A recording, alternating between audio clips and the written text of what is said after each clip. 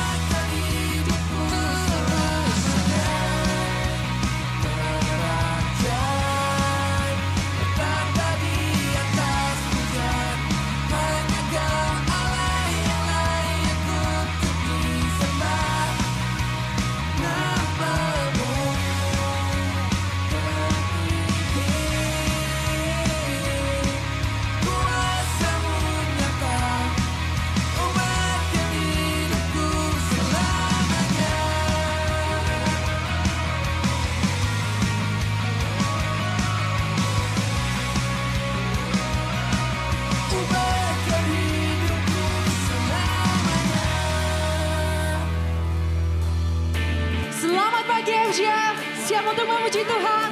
Saya ajak kita mau bangkit berdiri, kita berdoa. Tuhan terima kasih buat kasih anugerah-Mu buat setiap kehidupan kami. Sekarang kami mau kembali untuk memuji, memuliakan nama-Mu Tuhan. Hadirlah bertata atas setiap pujian kami. Yang siap untuk memuji Tuhan sama-sama kita katakan. Amin. Mataku melihat keajaiban-Mu, hancurkan semua Engkaulah Tuhan sanggup. Katakan. Imanku timbul dari perkataan-Mu, setiap hari ku makanku, firman-Mu yakinkan langkahku. Sungguh ajaib perbuatan-Mu selalu.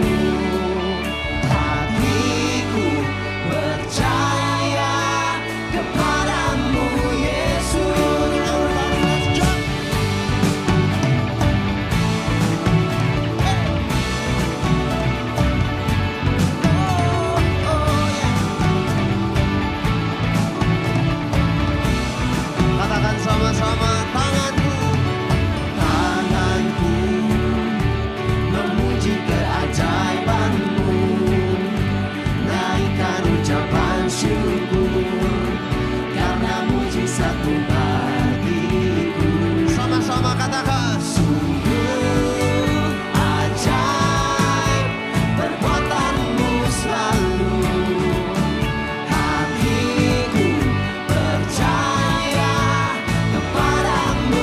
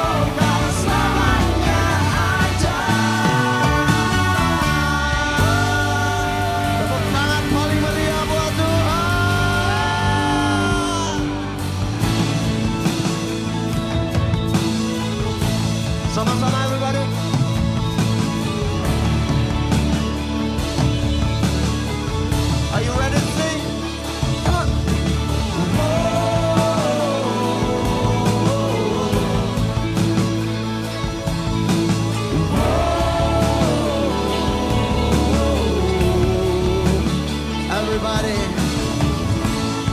You give a life for us to follow. When all the world lead us to sorrow. Oh, our Savior, you're our freedom. You carry us now, you cover us. Come on. When I'm lost, your love pursues me. When in the dark, your grace surrounds me. Everybody. Oh, I'm captivated by your presence, Lord. You carry us now, we cover us. Ayo dia angkat suara sama-sama. Oh, it is well with my soul. You forever in control. It is well with my soul. Clap your hands. When I'm lost, your love pursues me. When in the dark, your grace surrounds me. Oh, I'm captivated by your presence, Lord. You carry us now, you cover us. Everybody sing it out. Oh, it is well with my soul. You're forever in control. It is well with my soul. Sing everybody, come on. Yeah. Oh, it is well with my soul. You're forever in control. It is well with my soul. Boleh tepuk tangan sama-sama di atas kepala, come on.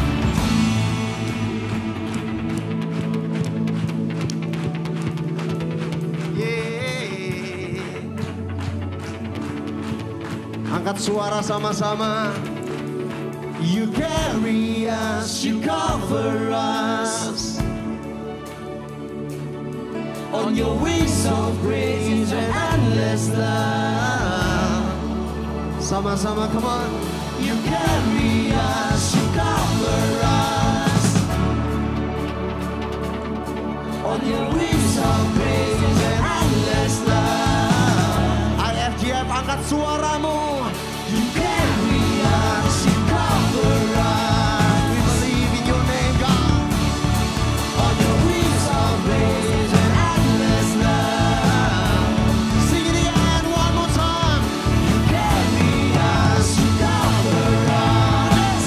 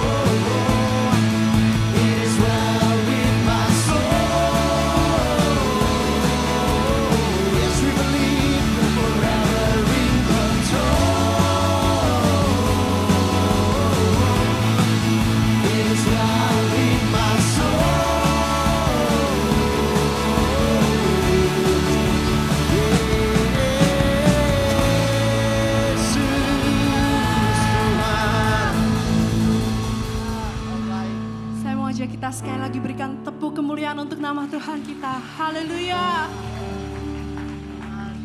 Saudara, pada pagi hari ini saya mau ajak kita untuk mengimani bahwa Dia Tuhan kita yang memiliki satu nama, nama yang mulia, nama yang terbesar. Amin. Amin. Amin.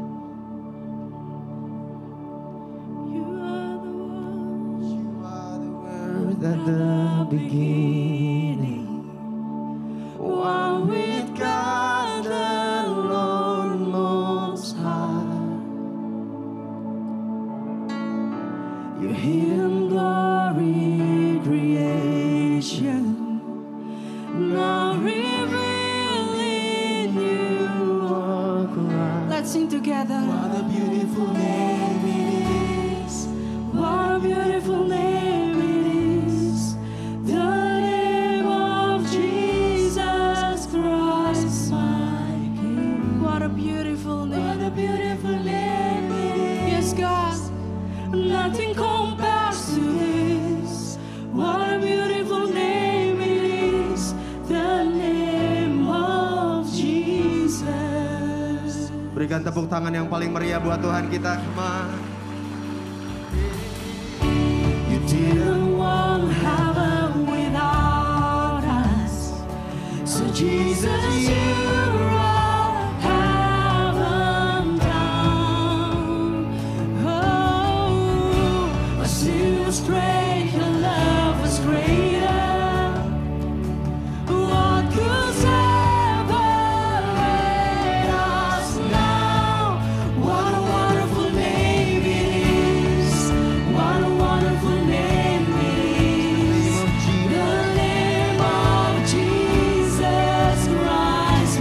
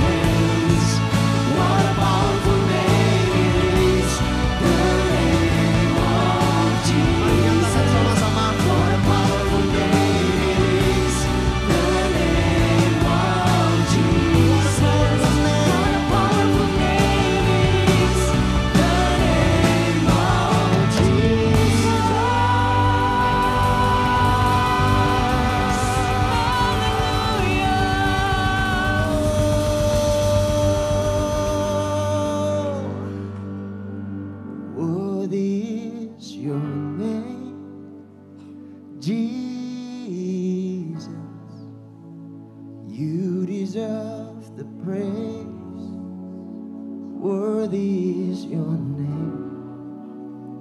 Worthy is your name, Jesus. You deserve the praise. Worthy is your name. Mari jemaat sekalian. Worthy is your name, Jesus. You deserve the praise.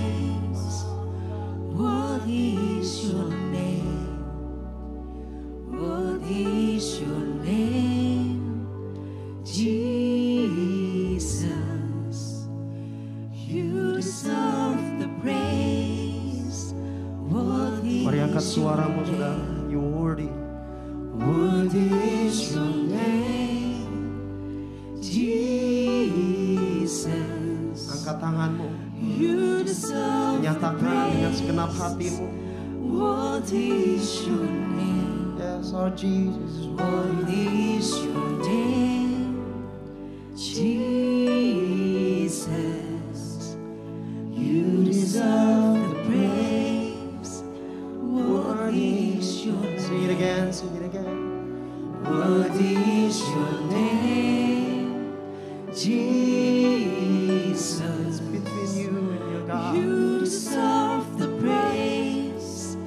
Worthy is your name.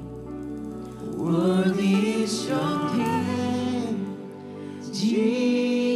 Jesus. You deserve the praise. Worthy is your One more name. time, just sing it. Worthy is your name, Jesus. You deserve the praise. Worthy is your name. Worthy is your name, Jesus. you deserve the praise. Worthy is your name.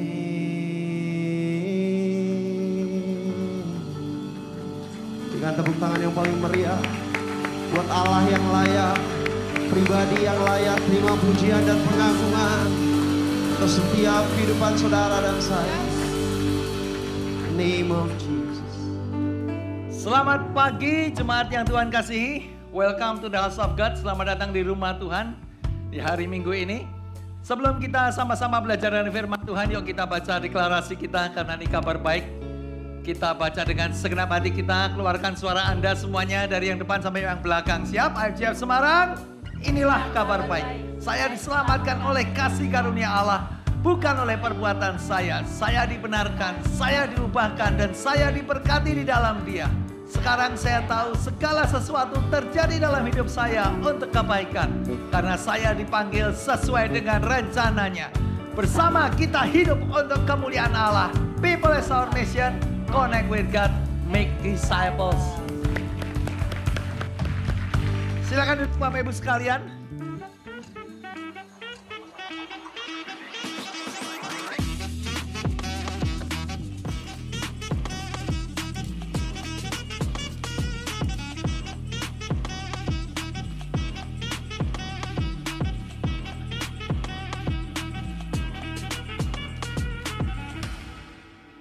Saya ingin mengawali pagi hari ini dari Filipi pasal yang ketiga, ayat yang ke-7 sampai ayat yang ke-9. Tetapi apa yang dahulu merupakan keuntungan bagiku, sekarang kuanggap rugi karena Kristus. Malahan segala sesuatu kuanggap rugi, karena pengenalan akan Kristus Yesus Tuhanku lebih mulia daripada semuanya. Oleh karena Dialah aku telah melepaskan semuanya itu dan menganggapnya sampah, supaya aku memperoleh Kristus. Kita berhenti sampai di sini dulu. Nah, ayat 8 ini dalam terjemahan bahasa Inggris mengatakan, because of Christ I lost all these things and now I know that they are all worthless trash. Saudara, now I know merupakan tema seri khotbah kita selama bulan Maret dan April. Dan biarlah melalui seri khotbah ini kita diingatkan apa yang Yesus lakukan untuk kita dan betapa berharganya apa yang Yesus telah lakukan itu. Dan betapa beruntungnya kita serta bagaimana kita bisa merespon dan menghargai apa yang Yesus telah lakukan buat kita di atas kayu salib. Kalau kita melanjutkan ayat yang ke-9 berkata, dan berada di dalam Dia bukan dengan kebenaranku sendiri karena mentaati hukum Taurat, melainkan dengan kebenaran karena kepercayaan kepada Kristus, yaitu kebenaran dan yang dianugerahkan, yang Allah anugerahkan berdasarkan kepercayaan. Sekali lagi, dan berada dalam Dia bukan dengan kebenaranku sendiri karena mentaati hukum Taurat, melainkan dengan kebenaran karena kepercayaan kepada Kristus, yaitu kebenaran yang Allah anugerahkan berdasarkan kepercayaan. Hari ini kita akan bicara hal-hal yang sangat mendasar. Saudara, di sini ada 3 kata kunci. Yang pertama dibenarkan, yang kedua dianugerahkan, dan yang ketiga berdasarkan kepercayaan atau iman. Saya katakan ini hal-hal yang paling mendasar dalam kekristenan kita. Tapi dasar itu penting, saudara. Karena dasar atau fondasi menentukan kekuatan bangunan yang ada di atasnya. Hari ini kita sama-sama datang kepada Tuhan. Yuk, sebelum kita lebih lanjut, minta anugerah Tuhan dicurahkan dalam kehidupan kita pagi hari ini. Tuhan Yesus, terima kasih untuk kesempatan kami boleh ada di rumah-Mu pagi hari ini. Dan kami mau belajar dari firman-Mu, mengundang Tuhan, Engkau berkarya, menjamah hidup kami, dan bicara kepada kami melalui firman-Mu, supaya firman yang kami dengar boleh menjadi rema dalam kehidupan kami, khususnya buat kami mengerti Tuhan betapa besarnya anugerah dan kasih karunia yang Tuhan limpahkan dalam setiap kehidupan kami. Betapa beruntungnya kami Tuhan, dan bagaimana kami bisa menjaga kasih karunia itu dalam setiap kehidupan kami. Help us, oh God, tolong kami supaya kami bisa mengerti Tuhan. Dan bahkan Tuhan, ada beberapa yang Tuhan perlu jamah supaya hidup kami berubah. Kami bisa meninggalkan masa lalu Tuhan, supaya kami bisa mendapatkan hidup yang baru hari ini di dalam Tuhan. Dan kami masuk ke dalam masa depan bersama kasih karunia Tuhan dalam kehidupan kami.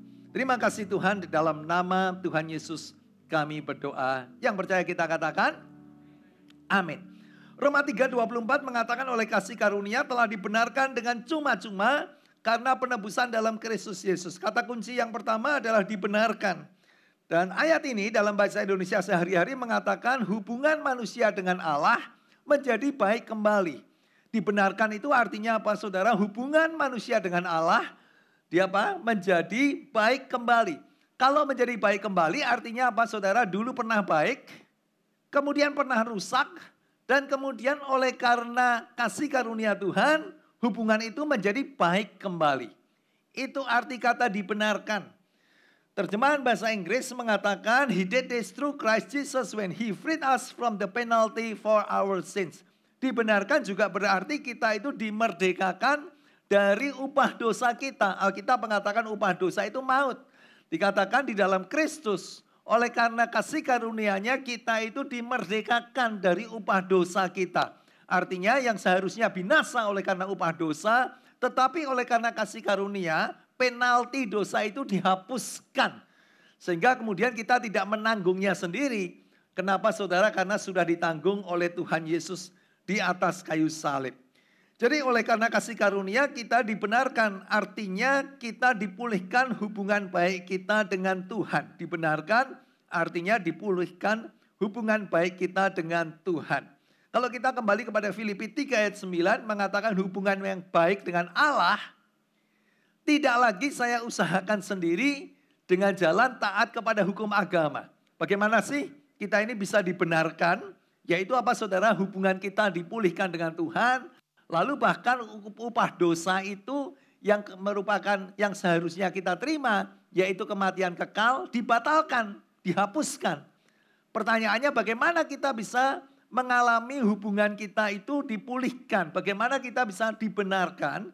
Lalu ayat ini mengatakan tidak lagi saya usahakan sendiri dengan jalan taat kepada hukum agama. Sekarang saya mempunyai hubungan yang baik dengan Allah karena saya percaya kepada Kristus. Saudara, kata kunci yang kedua adalah, kata kunci yang pertama adalah dibenarkan. Katanya kunci yang kedua adalah dianugerahkan. Yaitu apa saudara? Tidak lagi saya usahakan sendiri dengan kekuatan saya. Dengan jalan taat kepada hukum agama. Saudara, agama adalah usaha manusia untuk menjadi baik. Untuk berkenan kepada Allah. Dan untuk mendapatkan keselamatan. Karena itu semua agama mengajarkan hal yang baik. Karena agama adalah usaha manusia ketika manusia sadar dirinya berdosa. Kemudian mereka berusaha untuk menjadi lebih baik. Untuk bisa berkenan kepada Allah. Bahkan untuk bisa mendapatkan keselamatan. Berpikir bagaimana caranya. Sebaliknya saudara, kekristenan adalah inisiatif Tuhan untuk menyelamatkan manusia yang kita kenal sebagai kasih karunia. Dan kita terima berdasarkan iman kepada Yesus Kristus. Saya katakan semua agama baik karena agama mengajarkan bagaimana manusia bisa menjadi lebih baik. Bisa berusaha untuk berkenan kepada Allah dengan cara manusia. Tapi kita juga menyadari sebaik-baiknya manusia oleh karena dosa yang ada di dalam kehidupan kita, kita nggak akan pernah bisa mencapai standarnya Tuhan. Dikatakan we all fall short of the glory of God. Kita nggak akan bisa mencapai standarnya Tuhan. Karena itulah saudara, kekristenan ini bukan cuma sekedar agama yang merupakan usaha manusia atau cara manusia. Tetapi sebenarnya kekristenan ini adalah inisiatifnya Tuhan untuk menyelamatkan manusia. Yang kemudian kita kenal sebagai kasih karunia. Dan kita terima berdasarkan iman kepada Yesus Kristus. Oleh sebab itulah saya katakan apa yang kita bicarakan hari ini adalah hal yang sangat mendasar. Karena inilah yang membuat kekristenan menjadi unik. Karena agama-agama mengajarkan bagaimana manusia bisa menjadi lebih baik. Manusia bisa berkenan kepada Allah. Tapi kekristenan mengajarkan bahwa semuanya itu hanya bisa kita alami oleh karena kasih karunia. Dan kemudian kita ini menerimanya dengan iman kepada Yesus Kristus. Sampai di sini yang percaya katakan amin dulu. Kalau kita kembali kepada Filipi 3 ayat 9 dikatakan sekarang saya mempunyai hubungan yang baik dengan Allah. Hubungannya dipulihkan dengan Tuhan. Dikatakan tadi hubungan yang baik kemudian rusak. Lalu bisa menjadi baik kembali. Karena saya percaya kepada Kristus. Jadi hubungan yang baik itu datangnya dari Tuhan. Ingat, agama semua berangkat dari usaha manusia. Tapi kekristenan mengajarkan kalau kita bisa punya hubungan yang baik dengan Tuhan, itu datangnya dari Tuhan. Berdasarkan apa saudara? Berdasarkan percaya kepada Yesus Kristus. Sekali lagi kasih karunia itu dianugerahkan oleh Tuhan. Ingat, datangnya dari Tuhan. Inisiatifnya dari Tuhan. Dianugerahkan oleh Tuhan kepada kita. Artinya apa saudara? Diberikan secara cuma-cuma oleh Tuhan tanpa memperhitungkan apa yang kita bisa berikan kepada Dia. Saudara, diberikan, dianugerahkan itu artinya diberikan secara cuma-cuma oleh Tuhan tanpa memperhitungkan apa yang kita bisa lakukan atau apa yang bisa kita berikan balik kepada Tuhan. Ingat, agama selalu berangkat dari apa yang manusia bisa lakukan. Tapi kasih karunia memberikan kepada kita, dianugerahkan kepada kita secara cuma-cuma oleh Tuhan tanpa Tuhan itu memperhitungkan apa yang manusia bisa lakukan, apa yang manusia mau lakukan, atau apapun yang kita bisa berikan balik kepada Tuhan. Kalau Dia memberikan kasih karunia kepada kita, dikatakan tanpa memperhitungkan itu semuanya, dianugerahkan dan diberikan kepada kita. Roma 3:23-24 mengatakan karena semua orang telah berbuat dosa dan telah kehilangan kemuliaan Allah. Saudara, pintu masuk dari kasih karunia adalah ketika kita menyadari dan jujur bahwa saya tidak akan bisa berkenan kepada Tuhan, tidak akan pernah bisa dibenarkan dengan kekuatan dan cara manusia. Saudara, kasih karunia kita terima harus dimulai dari sebuah kejujuran di mana kita ini perlu anugerah Tuhan dalam kehidupan kita. Bahwa kita manusia berdosa yang lemah. Yang dengan cara kita, dengan kebaikan kita, dengan usaha kita tidak akan pernah kita bisa berbaik dengan Tuhan, tidak akan pernah kita bisa berkenan kepada Tuhan, dan tidak akan pernah kita bisa mengalami keselamatan di mana upah dosa kita dihapuskan, kecuali oleh karena kasih karunia. Oleh karena itulah dikatakan dalam ayat ke-24, oleh kasih karunia telah dibenarkan dengan cuma-cuma karena penebusan dalam Kristus Yesus. Terjemahan bahasa Inggris mengatakan they are made right with God by His grace. This is a free gift. Kasih karunia itu artinya pemberian yang diberikan cuma-cuma. Saudara, ini bukan transaksi. Saudara, kalau transaksi itu kan ada yang membayar, ada yang memberikan barang atau service. Tapi dikatakan this is a free gift. Pemberian yang cuma-cuma. Seseorang karena kebaikan hatinya memberikan sesuatu kepada Anda tanpa mengharapkan balasan apa-apa. This is a free gift. Itulah definisi tentang kasih karunia. Karena itu saya suka quotation dari yang bagus ini mengatakan grace is love that seeks you out when you have nothing to give in return. Definisi yang paling baik mengatakan grace adalah kasih yang mencari Anda. Ingat inisiatifnya dari Tuhan. When you have nothing to give in return. Ketika Adam dan Hawa jatuh ke dalam dosa, yang pertama cari Tuhan. Bukan Adam datang kepada Tuhan, ngaku Tuhan sorry ya Tuhan aku jatuh, aku gagal. Tapi Tuhan yang cari Adam, where are you?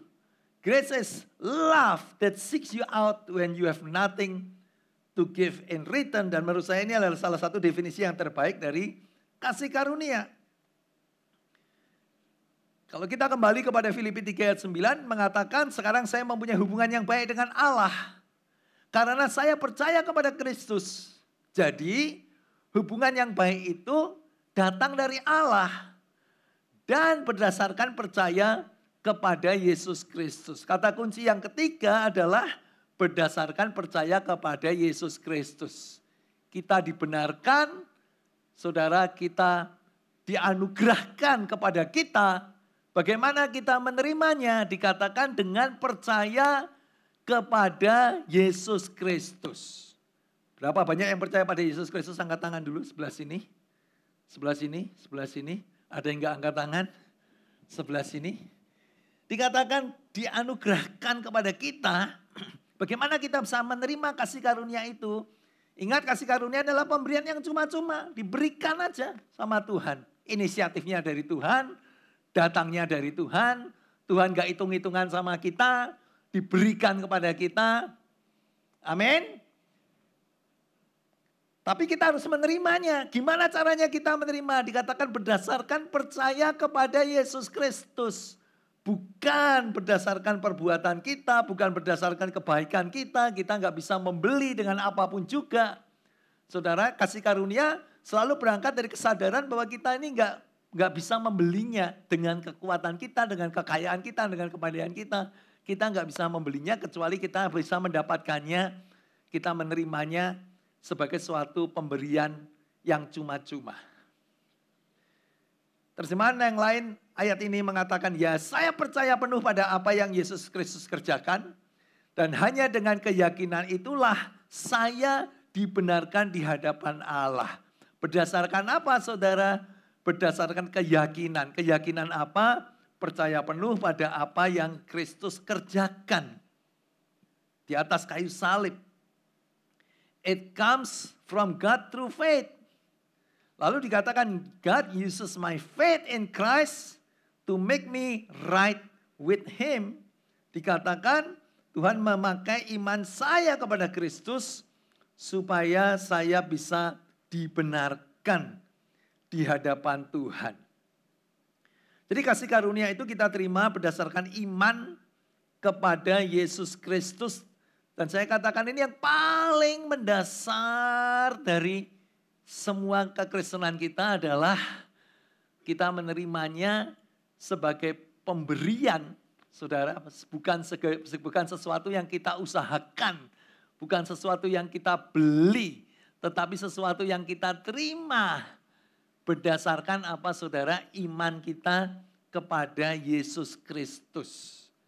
Sayang saya nggak punya banyak waktu menjelaskan kenapa saudara, singkat cerita karena tidak ada cara yang lain. Kecuali Tuhan yang memberikan secara cuma-cuma dan kita menerimanya. Gak ada cara yang lain. Kalau ada cara yang lain, Tuhan Yesus gak perlu mati di atas kayu salib. By the way, tanpa terasa sebentar lagi, bulan ini juga kita akan merayakan Jumat Agung dan Paskah, saudara. Tapi kasih karunia itu kita terima berdasarkan iman kita kepada Yesus Kristus. Oleh sebab itulah dalam Roma 5 ayat 2 mengatakan, oleh Dia kita beroleh jalan masuk oleh iman kepada kasih karunia ini. Jadi jalan masuk kita kepada kasih karunia adalah melalui Yesus Kristus yang kita percaya sebagai Tuhan dan Juru Selamat dalam kehidupan kita. Yang pertama Bapak Ibu sekalian, yuk kita belajar yuk bagaimana kita bisa hidup dalam kasih karunia ini. Yang pertama hidup dalam kerendahan hati. Menyatakan kita perlu kasih karunia Tuhan setiap hari. Sebenarnya bukan cuma setiap hari, tapi setiap jam. Bukan cuma setiap jam, setiap menit. Kasih karunia itu bukan sesuatu yang kita perlukan sekali dalam hidup saya. Untuk pertama kalinya saya menerima Yesus sebagai Tuhan dan Juru Selamat. Tapi kasih karunia adalah sesuatu yang kita perlu dalam kehidupan kita. Selama kita hidup di muka bumi setiap hari. Saudara, bahkan setiap menit, setiap jam, bahkan setiap menit, bahkan setiap detik dalam hidup kita masing-masing. Yakobus 4 ayat 6 mengatakan tetapi kasih karunia yang dianugerahkannya kepada kita lebih besar daripada itu. Karena itu ia katakan Allah menentang orang yang congkak tetapi mengasihani orang yang rendah hati. Ya saudara, hidup dalam kerendahan hati untuk kita menyatakan Tuhan aku perlu kasih karuniamu setiap hari di dalam kehidupanku. Ayat ini dalam terjemahan yang lain mengatakan tetapi di samping itu Allah memberi kita kekuatan untuk melawan segala keinginan jahat. Ketika kita mengatakan Tuhan terima kasih aku sudah diselamatkan, aku sudah dipulihkan hubungan baikku dengan Tuhan. Tapi di dalam menjalani kehidupan aku akan mengalami banyak pencobaan, banyak tantangan, banyak masalah. Dan aku perlu kekuatan dari Tuhan setiap hari. Terutama untuk melawan segala keinginan jahat. Saya nggak tahu dengan Anda jujur atau tidak.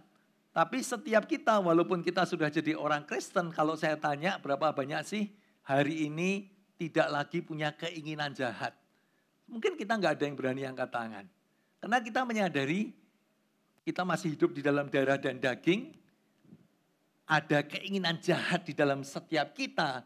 Oleh sebab itulah kita perlu Allah memberi kekuatan kepada kita untuk kita bisa melawan segala keinginan jahat bukan dengan pikiran yang positif, bukan hanya dengan sikap yang positif, tapi kita menyadari semuanya itu nggak akan bisa menang kecuali Tuhan yang memberikan kekuatan kepada kita.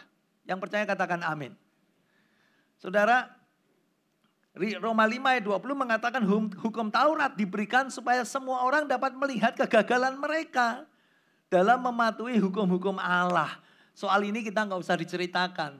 Kalau kita mau jujur, semua dari kita kalau diukur saudara standar kita dengan hukum Taurat, nggak ada dari kita yang masuk standar. Semua dari kita gagal.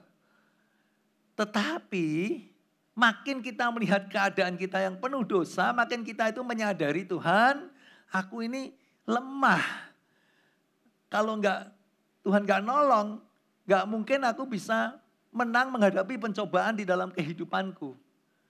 Lalu dikatakan makin kita menyadari keadaan kita, kasih karunia itu makin dicurahkan dalam kehidupan kita. Makin kita menyadari, makin nampak betapa melimpahnya kemurahan Allah yang mengampuni kita. Makin kita menyadari keadaan kita, saudara makin kita menyadari, waduh untung ya. Ada yang namanya kasih karunia. Coba nggak ada yang namanya kasih karunia, semua dari kita akan binasa. Makin kita menyadari betapa beruntungnya kita, betapa hebatnya kasih karunia, saudara, makin kita menghargai apa yang Yesus sudah lakukan buat kita di atas kayu salib dalam kehidupan kita setiap hari. Saya berharap Anda bisa menangkap hal ini karena ini adalah kunci kita mengalami kemenangan di dalam kehidupan kita. Bukan hanya supaya kita masuk ke surga, saudara, tapi dalam kehidupan kita hari Senin, hari Selasa, hari Rabu, hari Kamis, hari Jumat, hari Sabtu, hari Minggu, di kampus, di tempat kerja, kita menghadapi banyak tantangan pencobaan. Saudara, kemenangan kita bukan lagi ditentukan oleh, bukan hanya berdasarkan kebaikan pikiran kita, etik sikap kita, pikiran positif dan lain sebagainya. Kita menyadari semuanya itu lemah kecuali kita mengalami apa yang namanya kasih karunia yang melimpah-limpah dalam kehidupan kita. Nah, saya suka ayat ini. Roma 5:20 ini mengatakan dalam bahasa Inggris, but since they don't and doesn't have a chance in competition with the aggressive forgiveness we call grace. When it's sin versus grace, grace wins hands down. Namun dosa tidak memiliki peluang untuk bersaing dengan pengampunan yang kita sebut sebagai kasih karunia. Ketika dosa berhadapan dengan kasih karunia menang telak. Saudara, dalam kehidupan sehari-hari saya katakan kita akan menghadapi banyak pencobaan. Lalu dikatakan ketika kita menghadapi pencobaan, mungkin kita akan kalah telak. Tapi dikatakan ketika kita hidup dalam kasih karunia, lalu dikatakan kita menghadapi pencobaan, yang menghadapi bukan kita, tapi kasih karunia yang dalam kita berhadapan dengan pencobaan itu. Lalu dikatakan makin hebat pencobaannya, kasih karunianya makin besar. Intinya kasih karunianya nggak pernah kalah sama pencobaan. Malah dikatakan setiap kali ketemu pencobaan, betapa hebatnya pencobaan, betapa luar biasanya pencobaan yang kita alami. Lalu dikatakan kasih karunianya makin besar dan selalu menang telak. Dan itulah karakteristik dari kasih karunia yang kita sama-sama akan belajar di hari Jumat Agung. Kasih karunia Tuhan itu selalu melimpah dalam setiap kehidupan kita. Saudara, kayak membunuh lalat di bom, beng. Gak punya kesempatan dia, saudara. Dan itu yang hebatnya kasih karunia yang saya mau Anda dan saya menyadari dalam kehidupan kita. Yang namanya kasih karunia yang menyertai kita setiap hari dalam hidup Anda dan saya. Sampai di sini yang percaya katakan amin. Ayat 21 mengatakan sebelumnya dosa menguasai semua orang. Kita menyadari sebelumnya hidup kita dikuasai oleh dosa. Namanya dikuasai oleh dosa, ya kamu kalah terus sama dosa. Dan membawa kepada kematian. Tetapi sekarang kebaikan Allah menguasai kita. Dan membenarkan kita di hadapannya. Sehingga kita memperoleh hidup kekal melalui Yesus Kristus Tuhan kita. But God give us more of His grace. More of His grace. Semakin besar pencobaannya, semakin besar tantangannya, Tuhan kasih more of His grace. Amin. Coba katakan more of His grace. 10 kali lebih keras, 3, 2, 1. More of His grace. Dikatakan so that grace could rule by making us right with Him. Sehingga yang menguasai kita ini kasih karunia. Ingat, manusia punya darah dan daging. Kalau kita izinkan darah daging yang menguasai, ya kita akan kalah terus sama pencobaan. Tapi ketika kita mengizinkan kasih karunia menguasai kehidupan kita, dikatakan kalau berhadapan dengan pencobaan, kasih karunia selalu menang telak. Titus 2 ayat 11 mengatakan karena kasih karunia Allah yang menyelamatkan semua manusia sudah nyata. Ia mendidik kita. Siapa saudara? Kasih karunia. Supaya kita meninggalkan kefasikan dan keinginan-keinginan duniawi. Siapa yang bisa membuat kita meninggalkan kefasikan? Saudara, guru yang hebat, buku yang canggih, whatever, ajaran tentang positive thinking, atau kita menyadari satu-satunya hanya kasih karunia yang bisa menuntun kita hidup meninggalkan kefasikan dan keinginan-keinginan duniawi. Ketika kita menyadari Tuhan, aku ini lemah, punya darah dan daging. Kalau dihadapkan pada pencobaan pasti KO, kalah telak. Tapi Tuhan terima kasih karunia-Mu yang mendidik aku. Kita bisa meninggalkan kefasikan, keinginan-keinginan duniawi. Supaya kita bisa hidup bijaksana, adil, beribadah di dalam dunia sekarang ini. Titus 2 ayat 11 mengatakan semua karena kasih karunia Allah.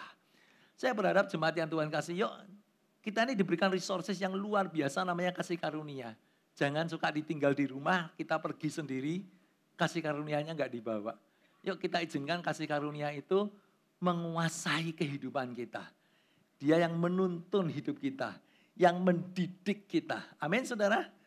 Kadang-kadang saya merasa orang Kristen, terima kasih Tuhan dapat kasih karunia, aku mati masuk surga. Tapi selama aku hidup di dunia, udah kasih karunia dititipin aja. Lalu kita hidup sendiri saudara. Berusaha dengan kekuatan kita, dengan kepandaian kita, dengan positive thinking kita dan lain sebagainya. Bukannya itu semua salah, tapi enggak cukup. Roma 6:14 mengatakan kamu tidak lagi dikuasai oleh dosa. Bagaimana kita tidak dikuasai oleh dosa? Karena kamu tidak berada di bawah hukum Taurat, tetapi di bawah kasih karunia. Kalau kita kembali ke Yakobus 4 ayat 6, ayat yang tadi kita baca dikatakan he gives grace generously. As the scripture says, God opposes the proud but gives grace to the humble.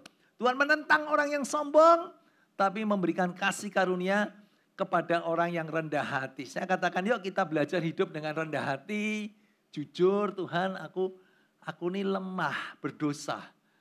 I need your grace every day in my life. Aku perlu kasih karuniamu setiap hari di dalam kehidupanku. Tuhan menghadapi pencobaan, gak ada yang bisa menang. Darah dan daging gak akan menang Tuhan. Kecuali kasih karuniamu menguasai aku. Lalu ketika pencobaan datang yang berhadapan adalah kasih karunia. Roma mengatakan kasih karunia akan menang telak. Karena itulah dalam 2 Korintus 12 ayat 9. Jawab Tuhan kepadaku, cukuplah kasih karuniaku bagimu. Sebab justru dalam kelemahanlah cukuplah kasih karuniaku bagimu. Artinya apa saudara? Segala macam pencobaan, segala macam tantangan, segala macam masalah. Gak pernah ada yang kasih karunia angkat tangan. Waduh yang ini terlalu berat pencobaannya, yang ini tantangannya terlalu berat. Gak ada saudara, dikatakan selalu cukup. Bahkan tadi dikatakan makin besar pencobaannya, kasih karunianya makin gede lagi. Makin besar pencobaan yang kita hadapi, dikasih karunianya makin gede lagi. Selalu cukup. Yang percaya katakan amin dulu. Sebab justru dalam kelemahanlah kuasaku menjadi sempurna. Sebab itu terlebih suka aku bermegah atas kelemahanku. Supaya kuasa Kristus turun menaungi aku. Orang yang sombong-sombong, aku gak sejelek orang-orang, aku orang baik. Ya itulah kandidat orang yang pertama kali akan jatuh KO saudara. Tapi justru yang mengatakan Tuhan, I need your grace. Tuhan mengatakan itulah kandidat juara, orang yang menang dalam kehidupannya. Ini yang disebut sebagai paradoks kasih karunia. Ketika kita lemah, malah kita kuat. Tapi kalau kita merasa kuat, justru sebenarnya kamu ini lemah. Supaya kuasa Kristus turun menaungi aku. Amin saudara. Yuk kita belajar menghampiri tata kasih karunia dengan kerendahan hati. Karena kita menyadari kita perlu kasih karunia-Nya setiap hari dalam hidup kita. Yang kedua, yuk jemaat yang Tuhan kasih, belajar mengucap syukur. Katakan mengucap syukur. Sekali lagi mengucap syukur. Untuk hidup baru yang Tuhan berikan. Ada satu kisah di Lukas 17 ayat 11 sampai 19. Kalau Anda sekolah minggu Anda pasti ngerti kisah ini. 10 orang kusta yang disembuhkan. Dikatakan dalam perjalanannya dari ke Yerusalem, Yesus menyusuri perbatasan Samaria dan Galilea. Ketika ia memasuki suatu desa, datanglah 10 orang kusta menemui dia. Mereka tinggal berdiri agak jauh. Kenapa saudara? Orang kusta ini dianggap sebagai orang yang bercela, punya cela. Lalu mereka itu diusir dari desa, bahkan dipisahkan dari keluarga, tinggal di luar desa. Dan saudara sebenarnya mereka nggak punya lagi kehidupan. Maka dikatakan mereka tinggal berdiri agak jauh. Nggak boleh dekat-dekat sama orang-orang Yahudi saudara. Karena dianggap najis. Lalu 13 dan berteriak, Yesus Guru kasihanilah kami. Lalu ia memandang mereka dan berkata, pergilah perlihatkanlah dirimu kepada imam-imam. Dan sementara mereka di tengah jalan, mereka menjadi tahir. Herannya ya saudara ketika Yesus mengatakan pergilah. Tunjukkan dirimu kepada imam-imam, mereka percaya loh saudara, mereka pergi. Dan menunjukkan diri kepada imam-imam. Dikatakan di tengah jalan mereka menjadi tahir. Ayat 15, seorang dari mereka ketika melihat bahwa ia telah sembuh, kembali sambil memuliakan Tuhan dengan suara nyaring. Lalu tersungkur di depan kaki Yesus dan mengucap syukur kepadanya. Orang itu adalah seorang Samaria, ayat 17. Lalu Yesus berkata, bukankah 10 orang tadi semuanya telah menjadi tahir? 10. Lalu di manakah yang 9 orang? Tidak adakah di antara mereka yang kembali untuk memuliakan Allah alias berterima kasih? Dikasih kasih karunia, berterima kasih. Tidak adakah dari mereka yang kembali untuk memuliakan Allah selain daripada orang asing ini? Lalu ia berkata pada orang itu, pergilah, berdiri dan pergilah. Imanmu telah menyelamatkan engkau. Saudara, bukan hanya dia disembuhkan, tapi dikatakan imanmu menyelamatkan engkau. Bukan saja dia diberikan hidup yang disembuhkan, tapi diberikan hidup yang baru. Dalam Efesus 2 ayat 4 dikatakan Allah yang kaya dengan rahmat oleh karena kasihnya yang besar yang dilimpahkannya kepada kita telah menghidupkan kita bersama-sama dengan Kristus. Sekalipun kita telah mati oleh kesalahan-kesalahan kita, oleh kasih karunia kamu diselamatkan. Artinya diselamatkan itu diberi hidup yang baru. Bahasa Inggrisnya mengatakan, but He gave us a new life together with Christ. Diselamatkan itu artinya diberi hidup yang baru. Orang-orang kusta ini bukan hanya disembuhkan, tapi sekarang mereka punya hidup lagi. Ingat tadinya mereka udah gak punya kehidupan, gak punya masa depan, dibuang dari keluarga. Sekarang mereka punya hidup yang baru. Kenapa ini penting saudara?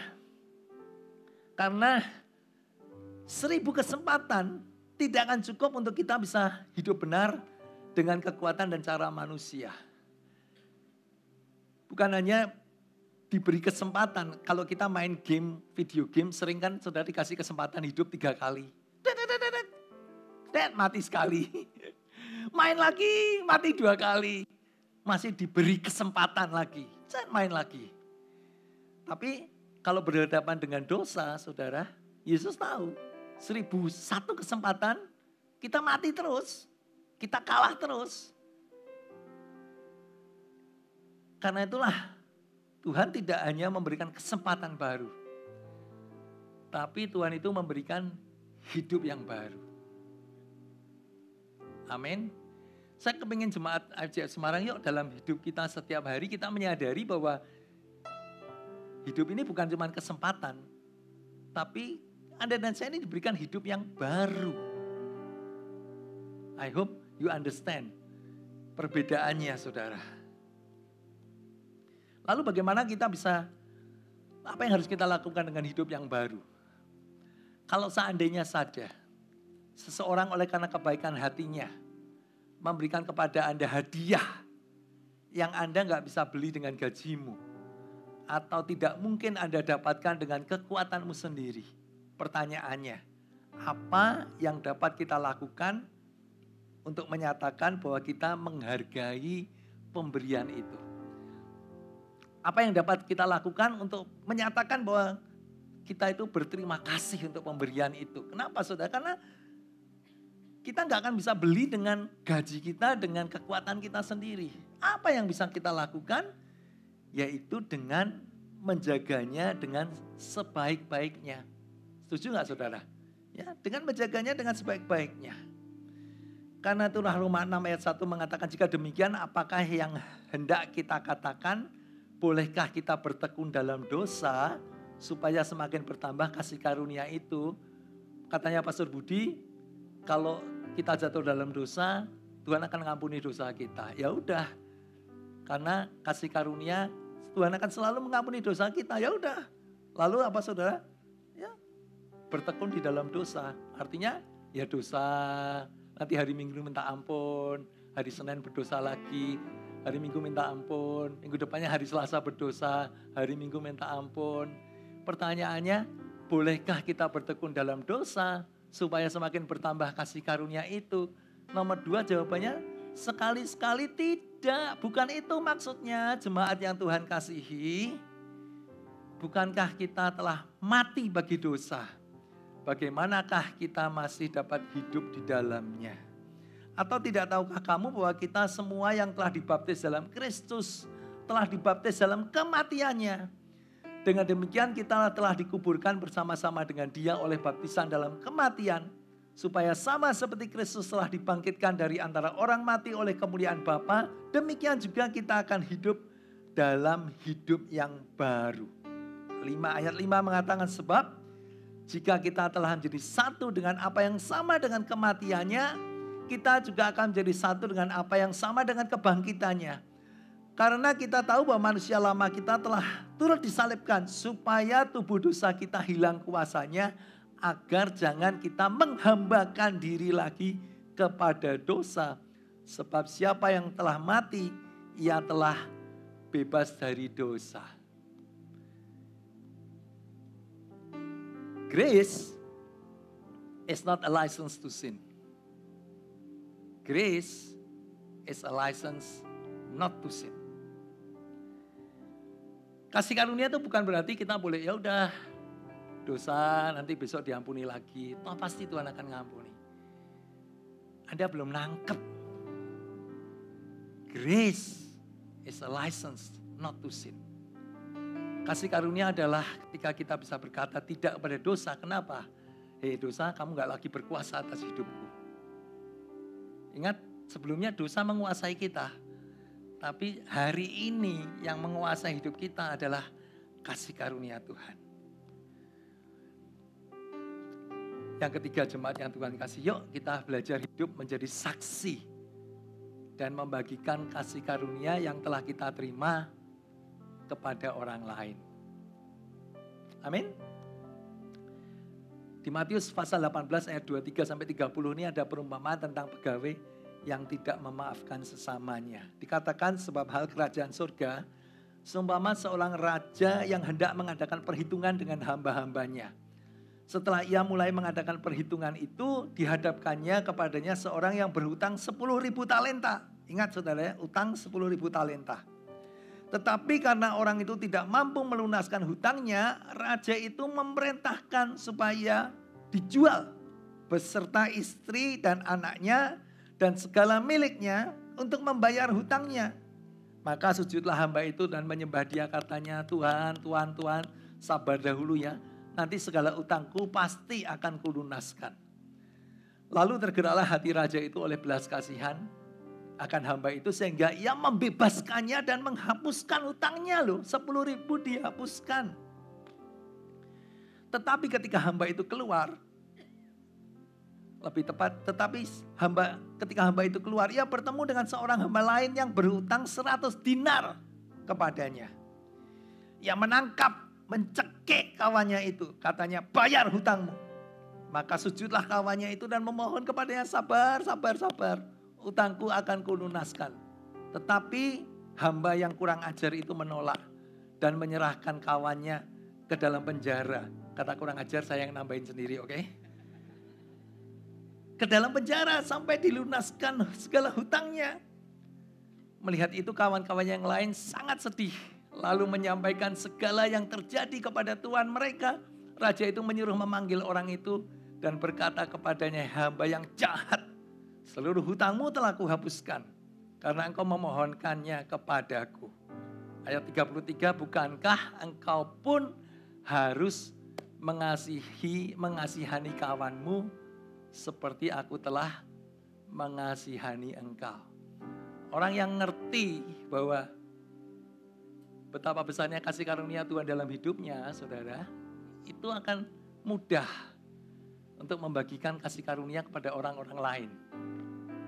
Tapi kalau orang yang gak ngerti betapa besarnya kasih karunia Tuhan, ya seperti hamba yang kurang ajar ini, saudara. Yuk kita Kalau kita menyadari sebenarnya saudara, waktu Tuhan Yesus, ingat ya, waktu ada wanita tertangkap berzina itu dibawa pada Tuhan Yesus. Lalu Tuhan Yesus kan tanya, siapa yang gak punya dosa? Baiklah, ia yang pertama kali melempari batu buat wanita, kepada wanita ini. Malah siang hari ini saya mau tanya, siapa di sini yang gak punya dosa? Kita menyadari semua dari kita punya dosa kita masing-masing. Yuk, kasih karunia adalah untuk dibagikan, bukan untuk disalahgunakan seperti hamba yang kurang ajar itu, saudara. Saya suka kalimat ini, grace is to be paid forward. Kasih karunia itu harus diteruskan kepada orang lain.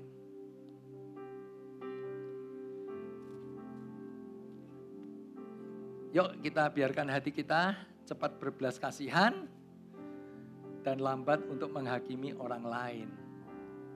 Ya, siapa yang gak punya dosa, baiklah yang pertama kali melemparkan batu. Kita semua menyadari kita semua berdosa, kita bisa hidup gak mati. It's just by the grace of God. Yuk kita jadi orang yang paid forward. Amin. Yuk kita bangkit beri bersama-sama. Tuhan, terima kasih. Kami hari ini diingatkan kembali. Siapa kami, keadaan kami, kelemahan kami Tuhan. Dan betapa besarnya kasih karunia Tuhan dalam setiap kehidupan kami. Terima kasih Tuhan, tanpa kasih karunia-Mu kami binasa. Tanpa kasih karunia-Mu Tuhan kami gak akan bisa setia kepada Tuhan. Tanpa kasih karunia-Mu kami gak akan bisa menang terhadap pencobaan, tantangan dalam kehidupan. Terima kasih, kasih karunia-Mu berlimpah-limpah, tidak pernah meninggalkan kami, selalu cukup untuk setiap pencobaan, setiap tantangan yang kami hadapi. Terima kasih Tuhan, kasih karunia-Mu tidak pernah meninggalkan kami. Saat dimana kami perlu kasih karunia-Mu lebih besar, Tuhan memberikan yang jauh lebih banyak lagi dalam setiap kehidupan kami. Tuhan tolong kami, untuk kami menyadari hal ini setiap hari kami perlu kasih karunia-Mu. Dan biarlah Tuhan kami menjadi agen kasih karunia yang baik, yang tidak menyimpan untuk diri kami sendiri, tapi membagikannya kepada setiap orang lain. Menjadi orang yang tidak cepat menghakimi orang lain, tapi menjadi orang yang cepat berbelas kasihan dan menyalurkan kasih karunia yang Tuhan sudah berikan dalam setiap kehidupan kami. Terima kasih untuk kasih-Mu yang besar, luar biasa Tuhan. Higher than the stars, unfailing love, deeper than the sea. Your love so sure, stronger than the mountains. Oh, your love is everything to me. Katakan sama-sama. Your love so great, higher than the stars, unfailing love, deeper than the sea.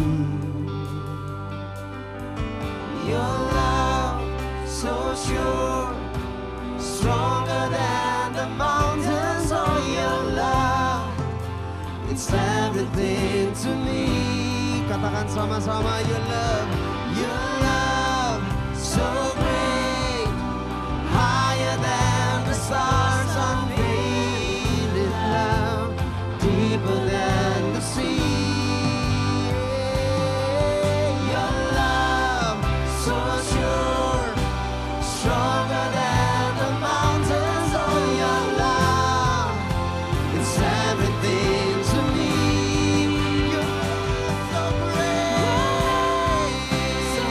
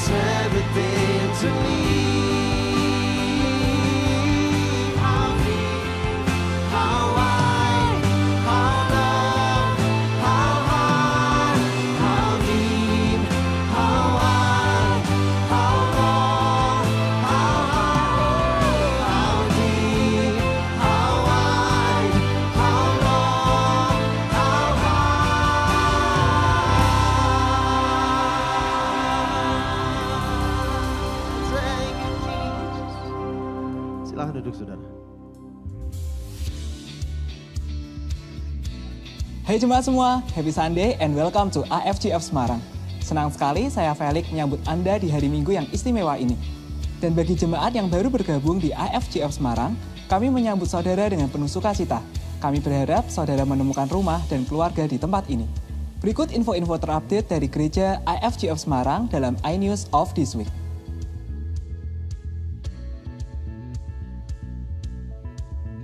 Jemaat semua, kami memberi kesempatan untuk Anda bisa memberikan persembahan atau persepuluhan Anda.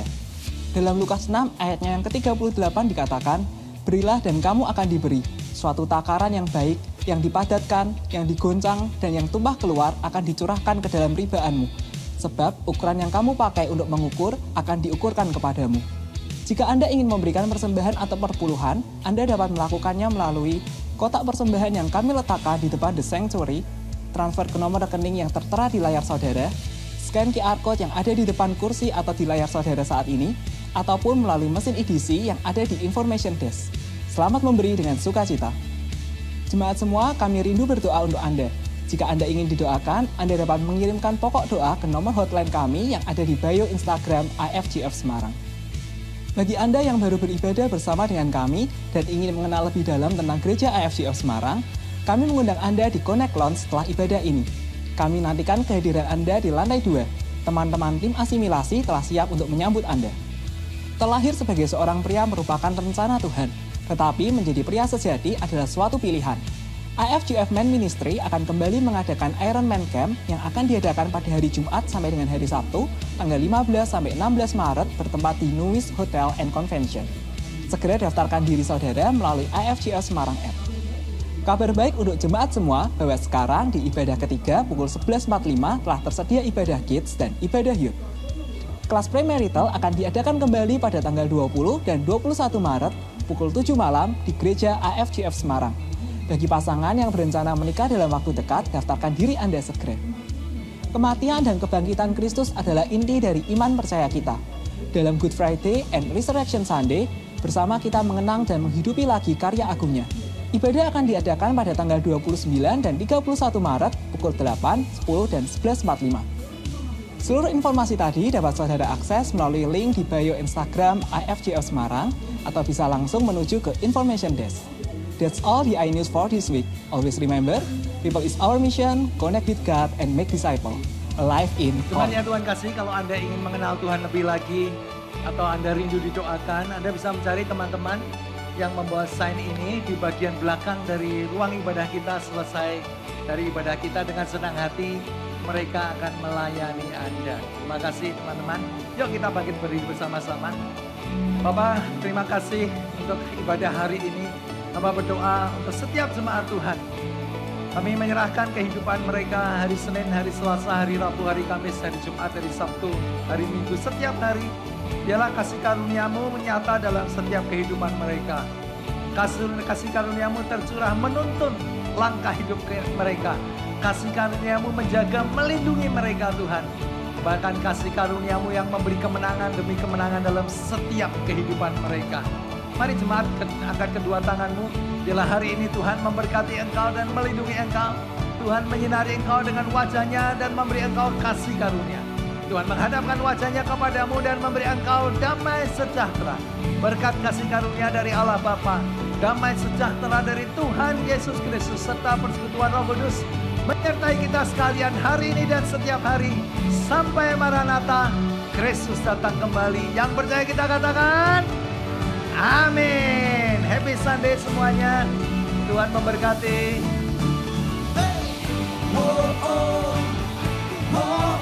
Kau selamanya ada.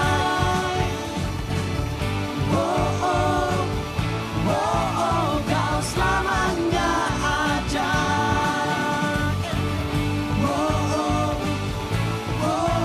Kau selamanya ada.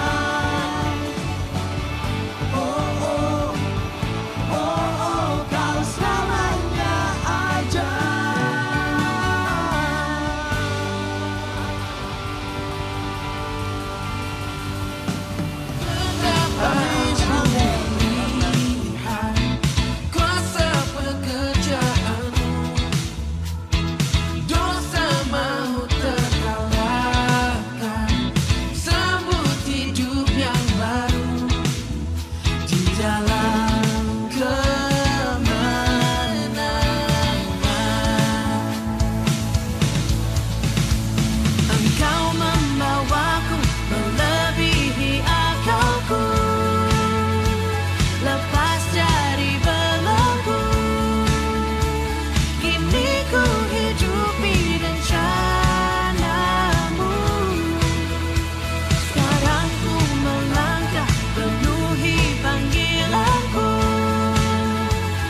Yesus Kristus Allahku, Engkau Raja dari segalanya. Ku bebas, ku lepas, ku menari, ku bebas, ku lepas bersinar Yesusku, Yesusku. Ku bebas, ku lepas, ku menari, ku bebas, ku lepas bersinar Yesusku, Yesusku, Yesusku. Ku bebas, ku lepas, ku menari, ku bebas, ku lepas bersinar Yesusku, Yesusku. Engkau membawaku melebihi akalku, lepas dari belenggu, kini